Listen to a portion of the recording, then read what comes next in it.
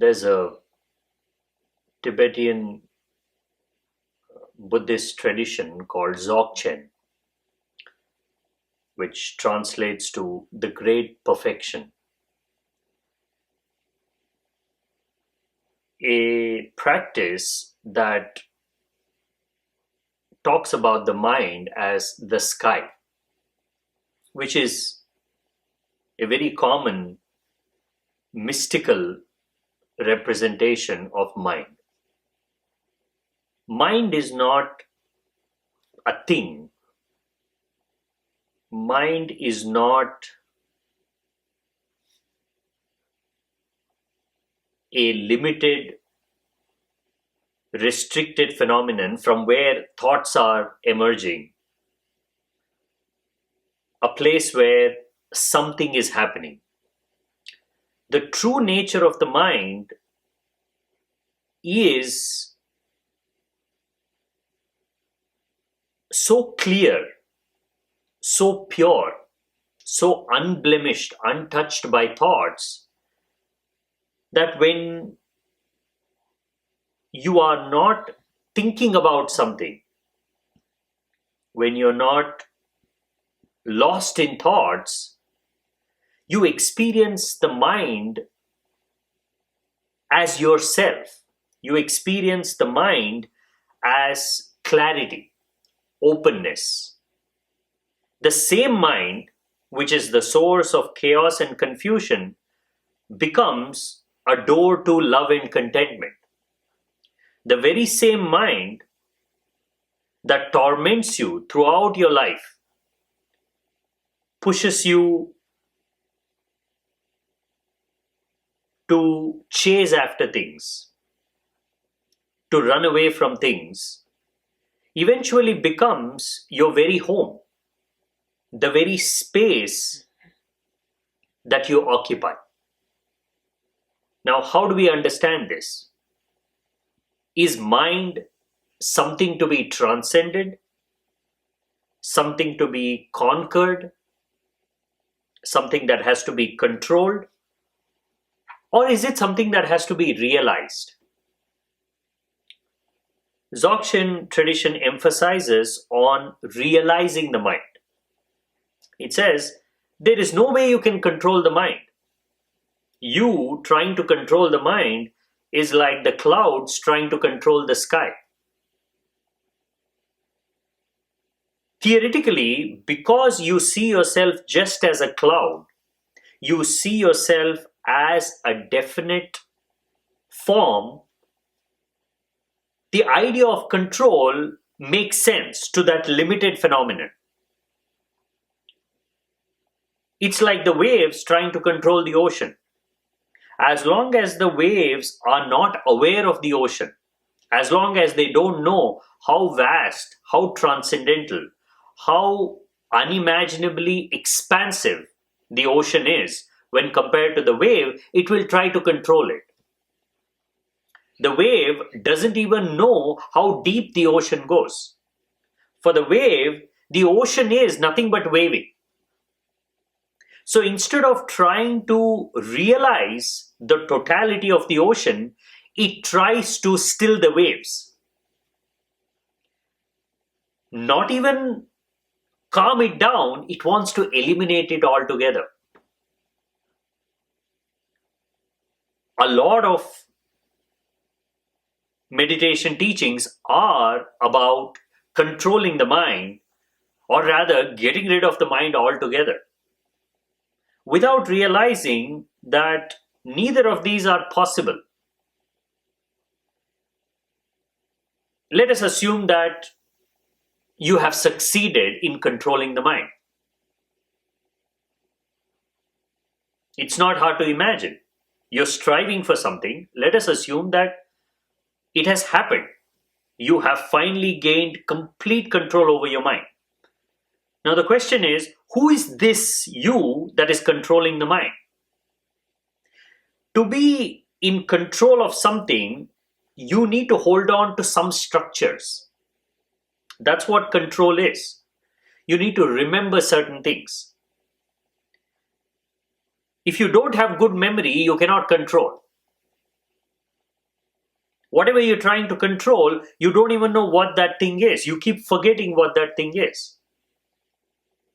Control, by definition, means effort, rigidity, building walls, trapping that something you're trying to control and lock it in there. Hence, there cannot be any sense of control without anxiousness, without the fear of losing control. Let us assume that you are able to control this mind. You're able to put it in one corner and command it to do what you want it to do. Now, even if you're able to achieve that, isn't that just another way of losing control? Mind is so powerful, so enigmatic, so mysterious that even while allowing you to control it, it will be in control. Even when you are controlling the mind, you are still occupied with the mind. You are still struggling to keep it under control. What does that mean? That simply means it's controlling you. It's like parents, more often than not, they think they are controlling their children. But in essence, it is the other way. They don't use the language of control, but really the central focus is them, is their well-being. Ensuring that they are safe, secure. The moment you have a child, you lose control. How do you lose control? You lose control because you want to be in control. That's exactly what happens with the mind. This whole business of trying to control the mind is a devious path to begin with. It just takes you on grand circles. You will keep coming back to the same frustration, same uncertainty, without realizing why. It's not that you cannot gain control over your mind. You can. But it's mostly perceptual. It is not existential. A lot of people fall into this trap of trying to control the mind. And meditation becomes one other way of controlling the mind. That is why there is so much frustration in meditation. There's not much joy. People don't think about meditation as a joyful path, as a celebratory path, as an exciting adventure of knowing oneself. Because they're constantly fighting with the mind. They have this false notion of control. Somewhere there is an assumption that if there is a voice, that is the mind, and I need to get rid of it. I don't want to hear my mind. I don't want to hum a song. I don't want to have an argument with my mind. But this is life. Mind is not an isolated phenomenon. Mind is a totality. It is the sky. It is the ocean. The clouds are what you are attached to. The waving is what you are attached to. Behind the waving, behind the clouds, is a vast realm which is indescribable. You cannot define an ocean in terms of the waves. You cannot define the sky in terms of the cloud. Now that's what we've been trying to do. In order to understand the mind, we've been trying to define it as something physical. For the modern mind, mind is nothing but brain. It's electrical signals. It is something that is happening in one isolated corner of your body. This is simply trying to define the ocean in terms of the wave because you are familiar with the wave. You are so familiar with the body. It's not even experiential familiarity, it is mostly conceptual, theoretical familiarity. Throughout our lives, we keep hearing so much about the body, so much of knowledge and information that comes from outside. We keep on accumulating them, assuming that this is my body, without realizing that they're all perceptual. They are coming from different minds observing different things. All this pieced together, you have some coherent understanding of the body, some coherent understanding of the mind. But this is not your experiential understanding, it is just theoretical knowledge. But this is what you are familiar with, and this is what you are attached to. We are deeply attached to knowledge and information. More than reality, what we are interested in is holding on to our idea of life, our theories. We don't even make a distinction between theory and reality. Hence, the world is more religious than scientific. Almost 80% of the world is religious. Even those who don't specifically believe in something live their lives based on belief system. Belief systems they don't want to be challenged. They don't want to let go of. And most of it is simply just what you're holding on to. For example, Muslims, at least the practicing Muslims, they don't eat meat that is not cut in a certain way, which they call halal. Which is, you have to pray to the animal that you are killing in a certain way. It is called halal, where that animal is symbolically sacrificed to God, and then you're killing and eating it. Muslims look for halal meat. They will not eat meat which is not cut in this process. But what is this process? Nothing. It is just the butcher reciting a few verses, probably of the Quran, and just symbolically accepting it as food. That's about it. It probably takes maybe 5 seconds. And yet, people hold on to this idea so strongly. If they have eaten some meat and if they are told that this is not halal meat, their sense of calm and peace is destroyed. They think that they'll be going to hell. I mean, this is not to just criticize this particular practice. There are innumerable such beliefs that we hold on to.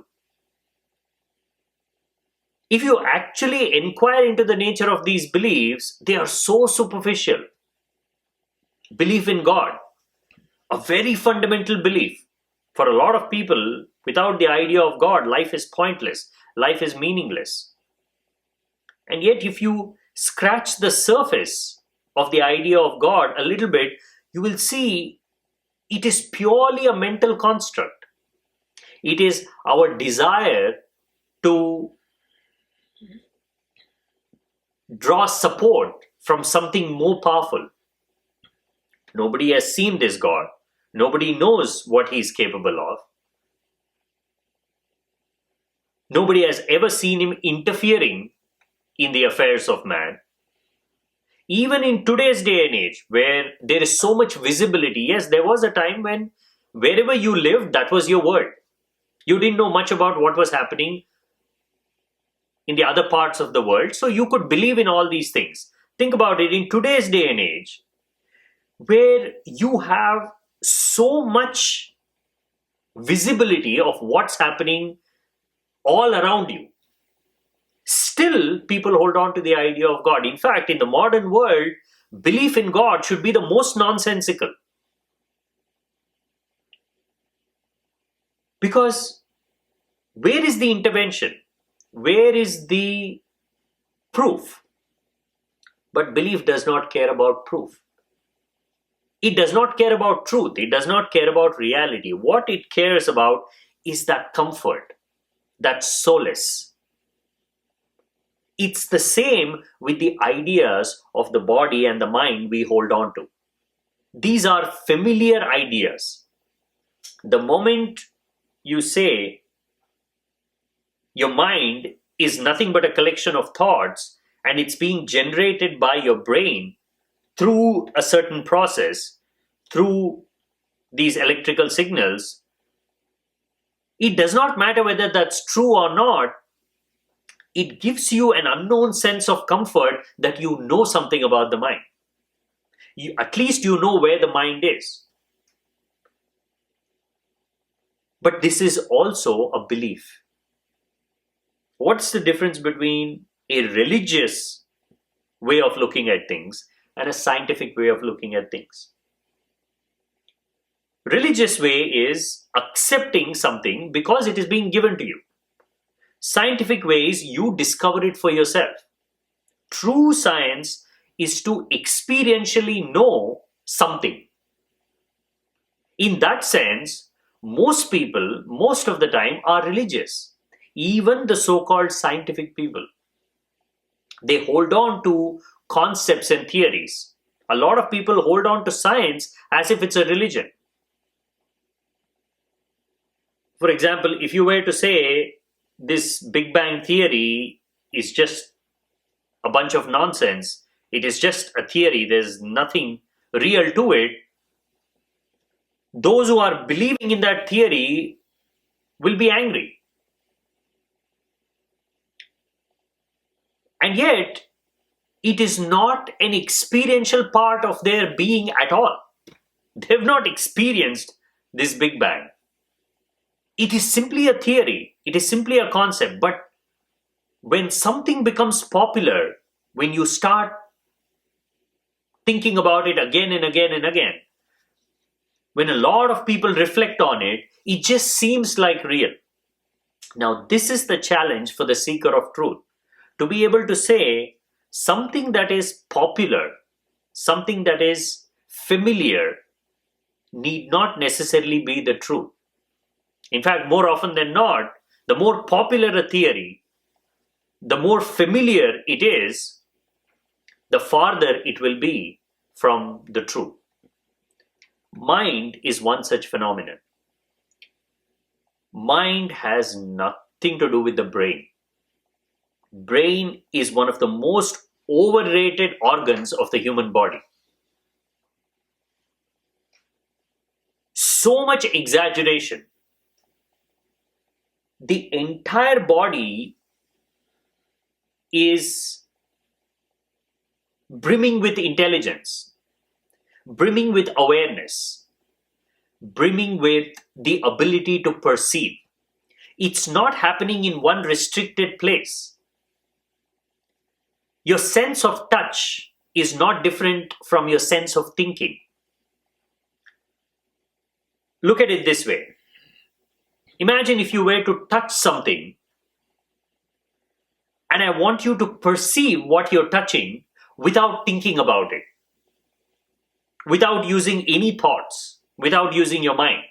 Just to say how total the mind is, how all-encompassing the mind is, how non-restrictive the mind is. Try touching something and getting a sense of what you're touching without thinking about it. Let's say you're touching the trunk of a tree. Will you know that you're touching a tree without imagining the picture of a tree? It's impossible. And yet we think mind is something isolated that is happening only in the brain, when in fact our fingers are an extension of the mind. Our body is an extension of the mind. Our sense of smell, our sense of seeing, our sense of hearing, all these are hands, legs, eyes, and ears of our mind. In a way, mind is more of a reality than our body. You need mind to perceive the body. You need mind to look at the brain. You need mind to think about the electrical signals of the brain. You need mind to do anything, even to begin, even to be able to say, I am thinking, I am trying to understand the nature of the mind, nature of the brain. You need the mind.